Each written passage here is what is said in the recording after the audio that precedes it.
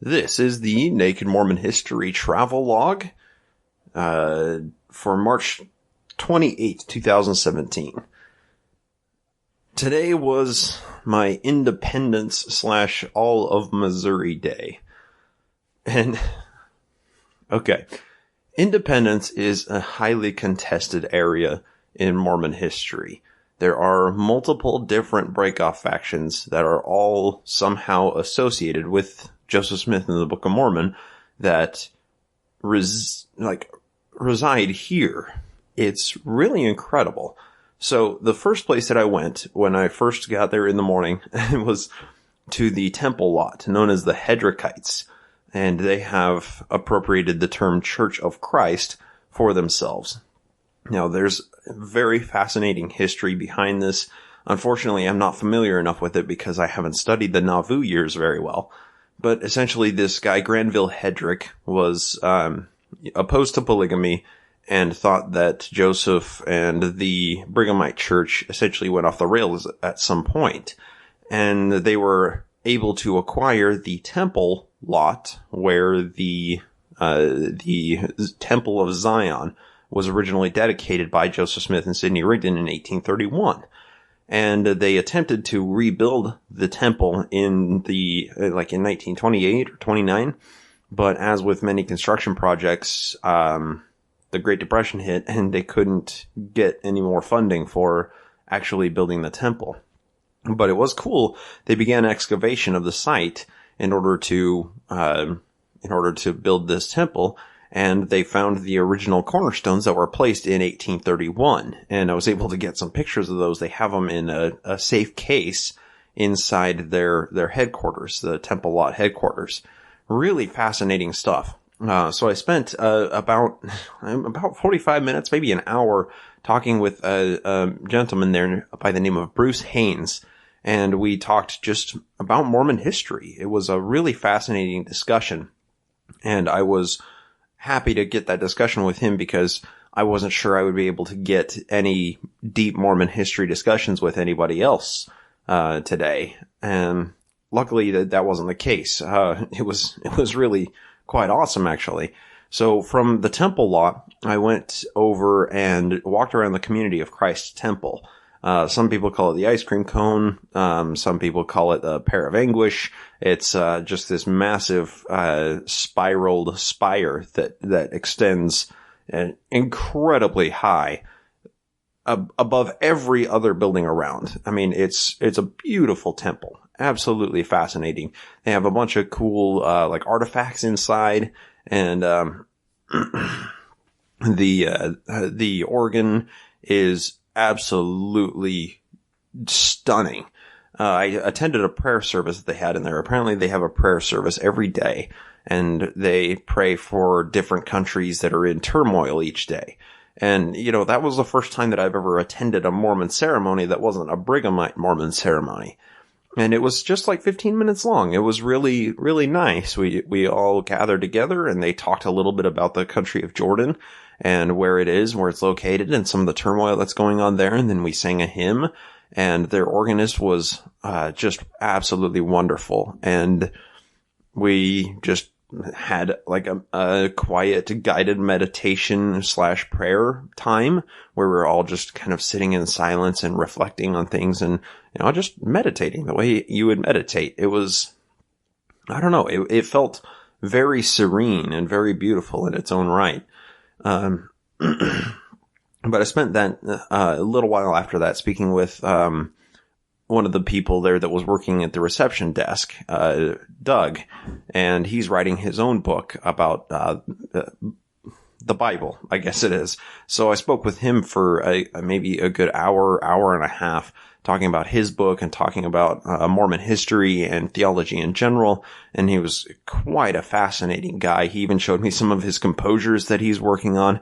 A very interesting guy. And after that, I went to the Brighamite, the LDS Visitor Center. And this was exactly what I was expecting. Okay. What I mean by that is the Community of Christ, their temple is there. They're very honest and open about Mormon history. they'll engage in a conversation with you, for the most part, about the history. They don't necessarily believe that the Book of Mormon is, an actual historical document. They see it as, 19th century literature, just like it is. But the LDS Visitor Center was awesome. So I walked in there, and there were these two sister missionaries, and they came up and started the discussion. Oh, how are you? What brings you to Independence? Do you know any of the history behind this area? And, of course, I was so excited to be talking to them, because they were the ones that would lead me on the tour of the visitor center. So we started upstairs, and we discussed a little bit, and they said the tour actually begins downstairs. And we went down, and they have like an old time cabin and like an old frontier style looking like community kind of down there. And then after you look at like this area, you go into a cabin, and they close the doors, and they have windows. And the windows are actually television screens, and they project, like depictions of like spring and summer. And it looks like you're looking out a window sitting inside this old timey cabin. And there's a narration that plays. And the narration tells a bunch of these really powerful first-person accounts from journal entries and whatnot, and it was just really, really powerful. And the sisters then shared a couple of scriptures out of the Book of Mormon, and we had a good discussion about the Book of Mormon in general. And they kept asking these very open-ended questions and expecting certain answers, and I never gave them the answer they expected. They said, how have the scriptures been impactful on your life? And I said, well, I've read through the Book of Mormon a couple of times, and now I'm currently reading through the Doctrine and Covenants for the first time.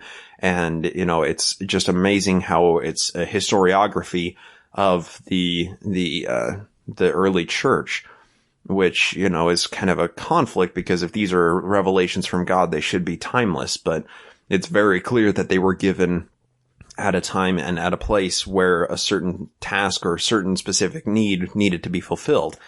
And it was quite fascinating. I also told them that I co-host a podcast where we read through the Doctrine and Covenants, and my co-host is never Mormon. She's never read through it. She doesn't know anything about Mormonism really, and we're learning as we go.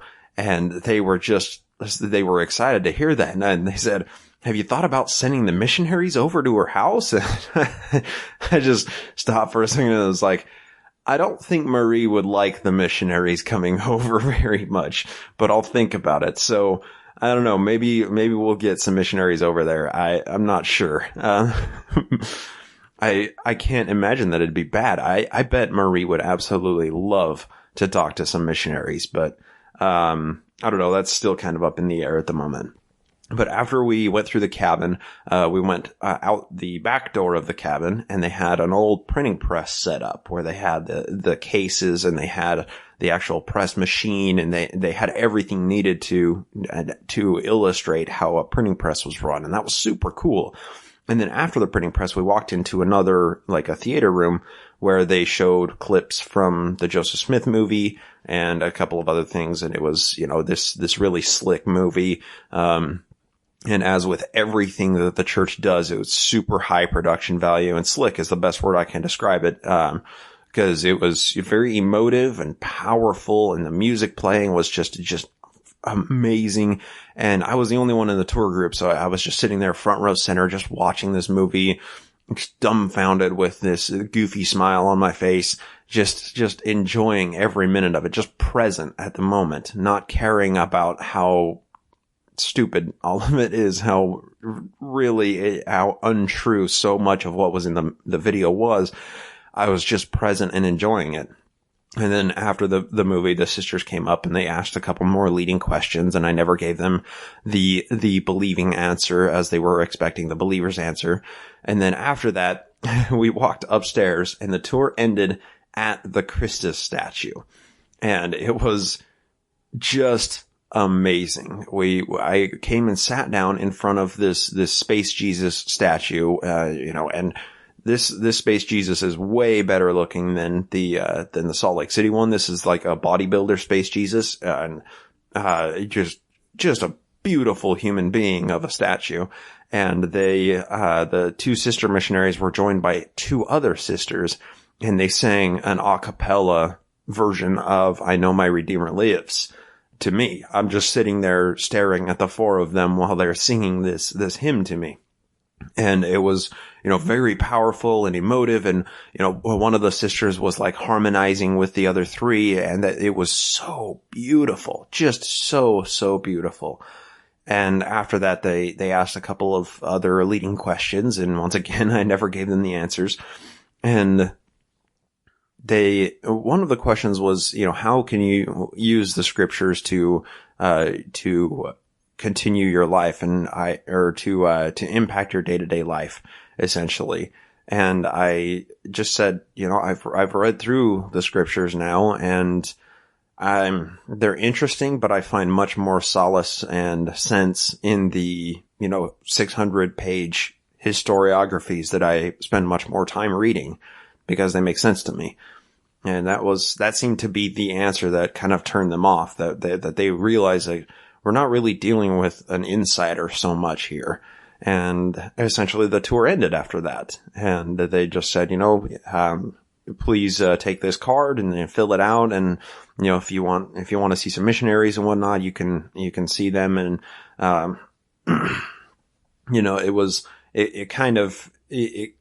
it ended awkwardly, unfortunately, and I didn't want it to. I enjoyed the tour so much, and I thanked them for it.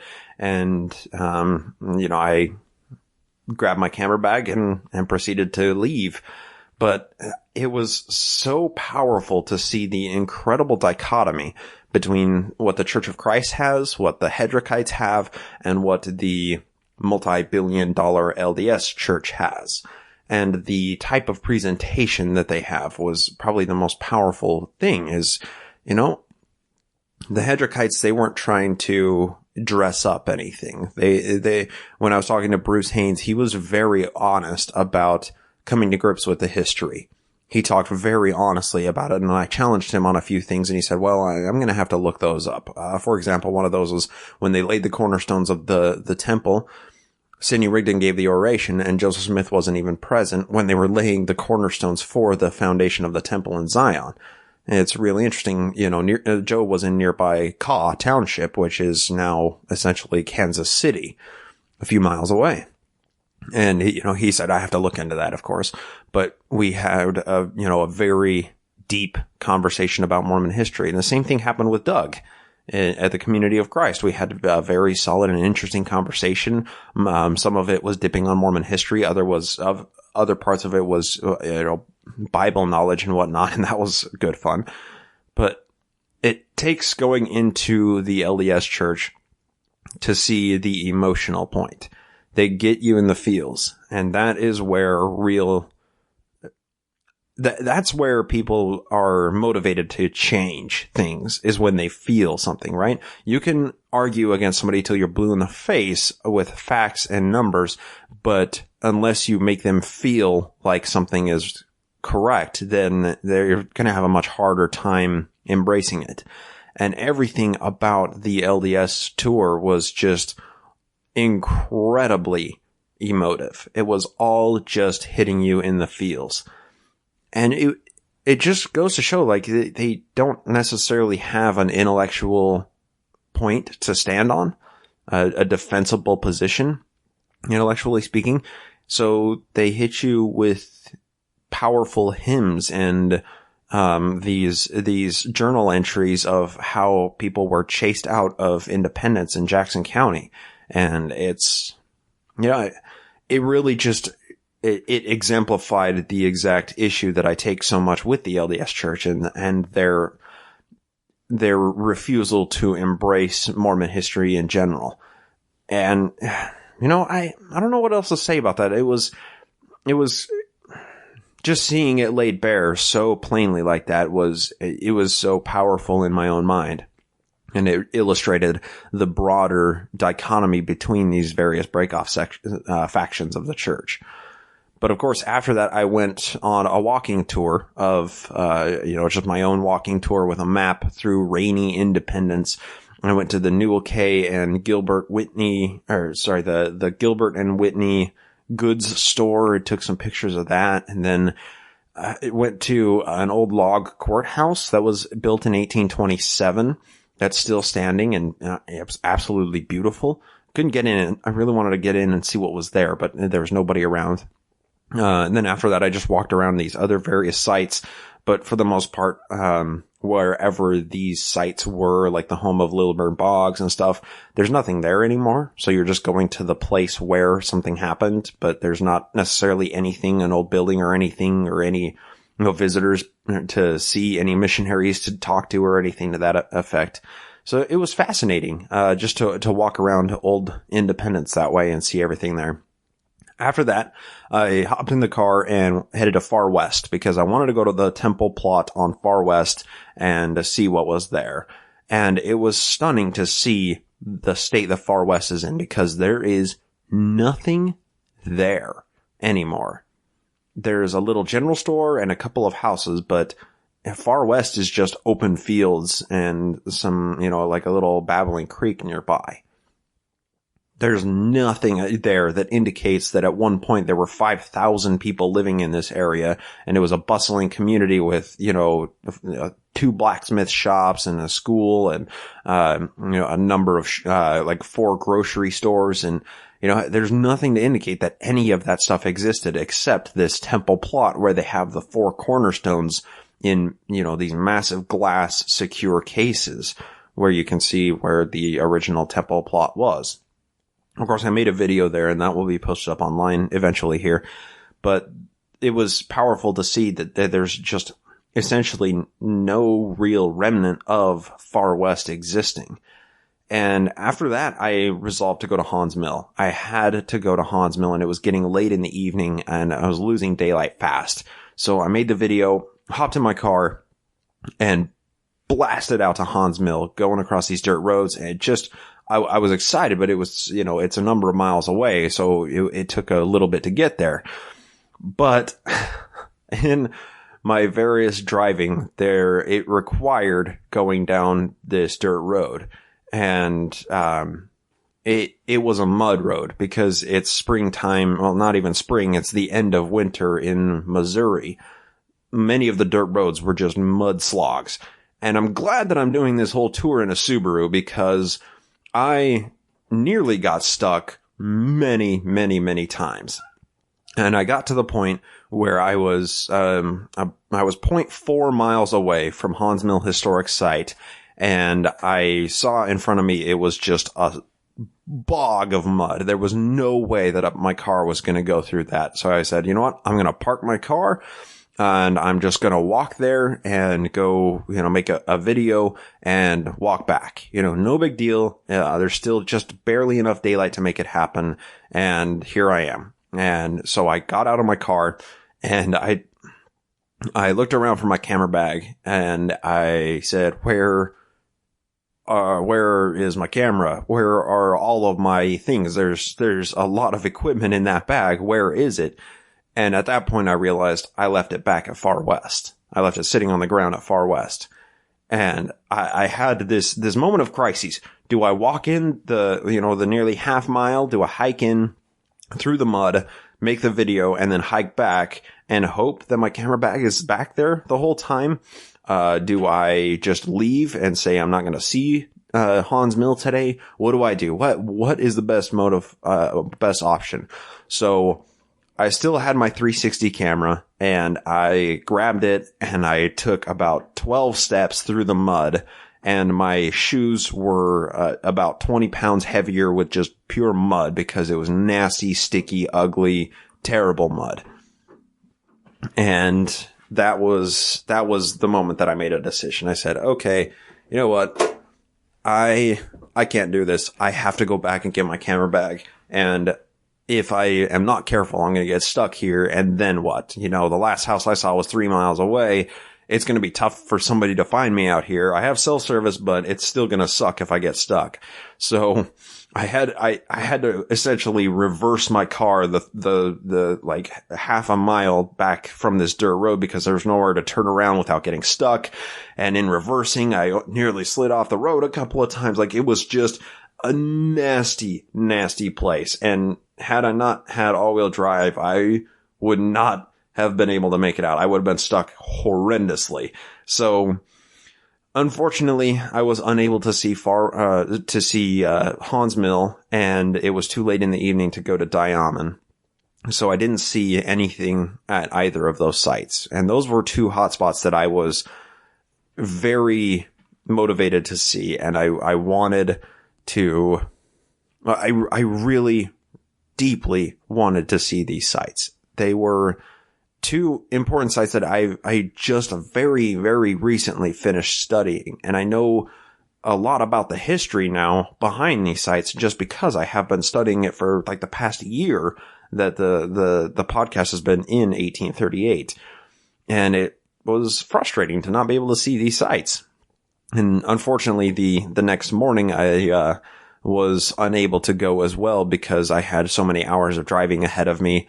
And it was so rainy. It was, like apocalyptic biblical rainstorms going on. So I wasn't able to go to Diamond or Hansmill at that time either. So unfortunately, those will have to wait until next year. And luckily enough, Joel Kuhn, who does the website, the DC Doctrine and Covenants comparison on joelakuhn.com/DC-compare. That's the site that Marie and I use for our, My Book of Mormon when we're reading through the Doctrine and Covenants. And Joel was nice enough to offer his guest bedroom. And here I sit in my room in Fort Wayne, Indiana, just going through what happened yesterday. And yeah, it was really good. And Joel is incredibly nice for allowing me to come and crash his house for a night. It's really, really good of him. And he and I got into a very fun and interesting conversation. Joel's a really cool guy. And yeah, I guess that was a travel log for the 28th and essentially the 29th kind of wrapped together because the 29th was just a driving day. Didn't hit any historic sites, but I can't wait to go back to Independence next year because, I've resolved to make this a yearly pilgrimage. This is so much fun to come out here. And, Independence, there's so much to see there, especially when you branch out to Liberty. And, I didn't even talk about Liberty Jail. Okay, yeah. So I did see Far West, didn't see Hansmill or Diamond. I did go to Liberty Jail. I completely spaced that off. And, okay, so there are quite a few pictures on the Facebook page of my time at Liberty Jail. And that was really, really... It was a great opportunity because the tour group in front of me were Spanish speaking. So I don't speak Spanish right now. So I didn't want to join that group. And when they went through, it was just me in the visitor center. There wasn't another group that was going to attend with me. So I was able to get Elder Bronson all to myself. That was the best. I was so excited about this. But it was not very good for the tour groups behind us because I was engaging in a conversation with this guy. I wasn't sitting there and just eating, this spoon-fed material that he was giving me, talking about the Missouri Mormon War and how Liberty Jail came to be a thing in Mormon history.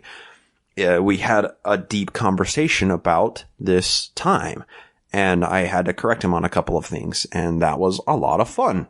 And he said that he would look into those things, and he was quite intellectually honest in a lot of what he said.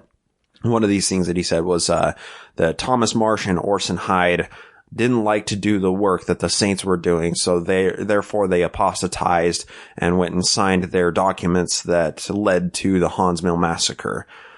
And that was, I took issue with that because when you're trying to posit motivations of laziness on these people at any point, I think you're definitely missing the point. We talked about how the Kirtland Safety Society impacted these people and how William Wines Phelps, briefly was excommunicated. And that was due to Joseph Smith screwing over William Wines Phelps on a business deal. And, among other things, including the Fanny Alger affair. And those were not points that he readily admitted, but I had to know the information in order for him to say, yeah, that is what happened. And I guess it was exciting to go through the Liberty Jail Museum there. The church has, the LDS church owns it, and they've essentially built this vault around the Liberty Jail. There are a couple of original stones that comprise it, but for the most part, it's an entire recreation. The building was essentially knocked down in 1888. Joseph Smith III went and took pictures of it and surveyed the site, and it was in a decrepit and fallen down state at that point. And then through the 1900s, it wasn't anything. And then the LDS Church bought it, I think, in the 60s, at the same time that they bought Nauvoo and bought a number of other things, and they revitalized it, and now they have a reconstructed Liberty Jail that is essentially built to the specs of the photos that Joseph Smith III took in 1888. And it was really cool. So it's essentially historically accurate. And it was fun to go through the Liberty Jail tour. They had, in the vault area, it's just this huge room built around the Liberty Jail. They dim the lights, and there's this track that plays, and then they bring up the lighting at certain times, and there's music behind it. And it's, just like the visitor center in Independence, it's very emotive and powerful. And, it hits you in the feels. It doesn't bang you over the head with historical facts. It just says, this is what these people struggled through. Look how awesome they are.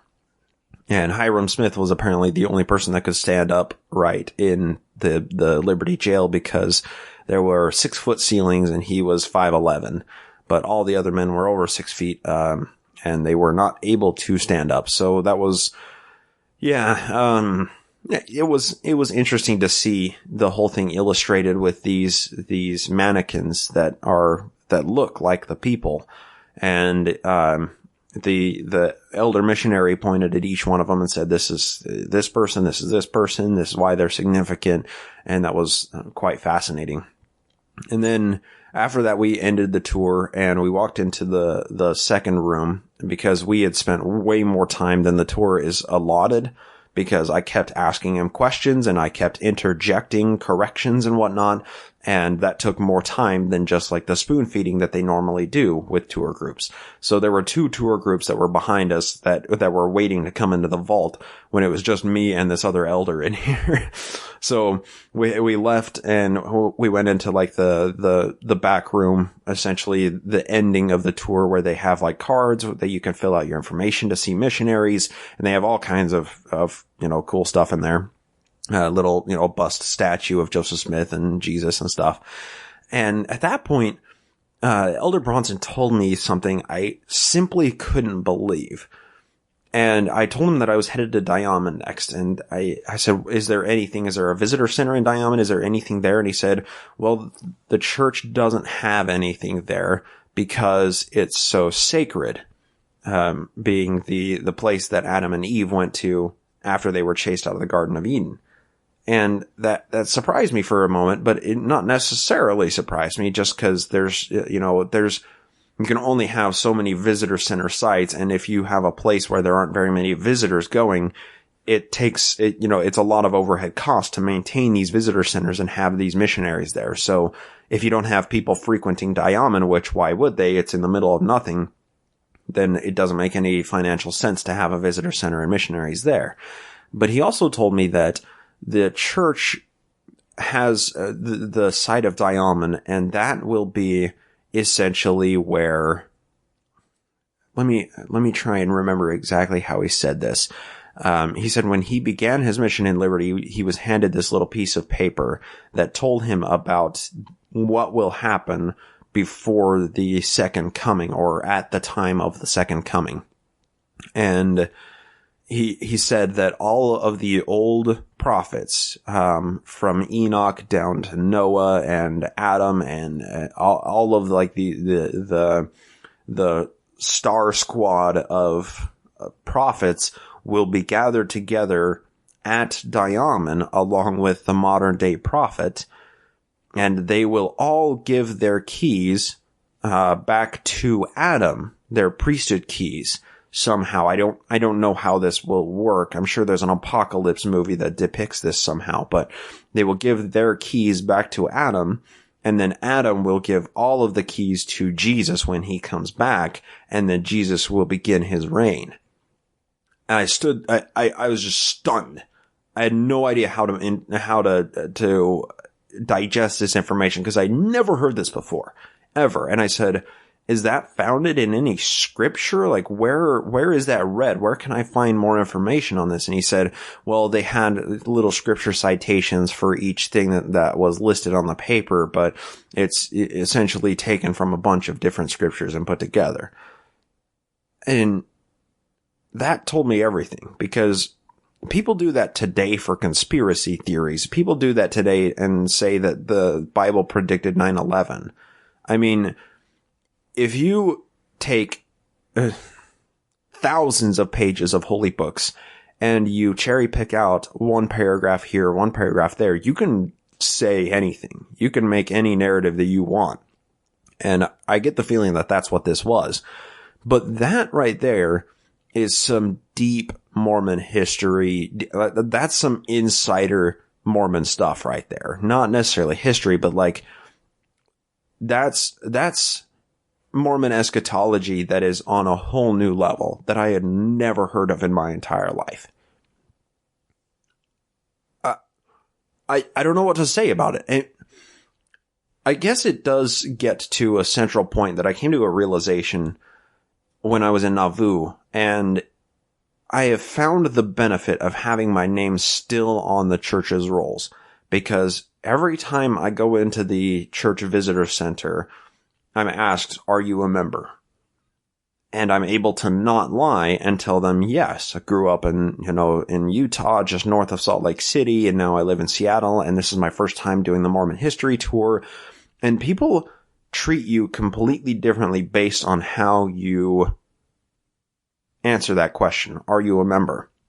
You get completely different tours if you say, no, I'm not a member, or if you say, I used to be a member and I'm not anymore. It's a completely different tour. Different information is shared. Everything about it is completely altered. But because I'm able to honestly say that I'm a member of the church, because my name is still on the rolls, I haven't sent in my letter to have it taken off, they've been giving me the insider's tours. They've been telling me all of the stuff as an insider. And I think that's the only way that Elder Bronson was able to tell me this about Mormon eschatology and feel like that knowledge is, that knowledge is sacred and sacrament, and that I can be trusted with it. I mean, little did he know that I talk about Mormonism for a living, so I can't not talk about that because it's incredibly fascinating. And I would love to find more information on that. I would love to find that piece of paper that tells all the details on this. Maybe we can get Ryan McKnight, Fearless Fixer, on this. Maybe he can send his tendrils out and get some sources for this, because I would love to see this actual document where it talks about the end times and these people giving their keys back, because I simply had never heard of it before. Fascinating stuff. Independence is a really cool place. Missouri has a lot of Mormon history intertwined in its history. And, it was quite a joy to see it. And now I am headed on to Kirtland. I cannot wait.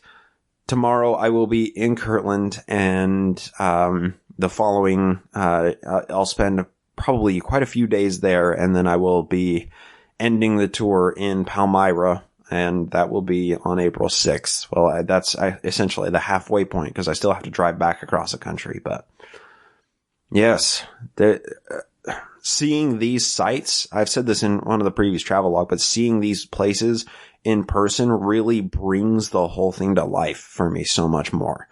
It makes it so much more impactful. I'm understanding these things at a level that I never would have had I not actually come to them and seen them for myself. Liberty Jail is a great example of that. I never would have known what it was like to be in Liberty Jail had I not seen this exhibit and this reconstruction of the Liberty Jail there inside this Mormon vault. You know, maybe that's why I've resolved to come on this tour again, because there's so much to see here and I haven't put enough days down at each of these places to see everything. So, gotta see it all next year. Yeah. It's just so much fun. And I have to say, I'm just having a lot of fun on this tour. Spending a lot of time listening to podcasts and books on tape in the car, because there are long stretches of road in between at point A and point Z and back to point A. And it's just an absolute pleasure to be doing this all at my own pace and really spend as much time as I want at these places, or decide that I don't want to go to these places, or whatever the case may be. So, yeah, it's been this very sense of presence, where every time I go to one of these places, I'm just there to absorb information. I'm not there to debate or to fight with anybody. I just want to learn what they have to say. And that's the most liberating part of all of this. And of course, I mean, yeah, it's, all right. I'll terminate there. I don't really have much more to say. I hope you enjoyed this.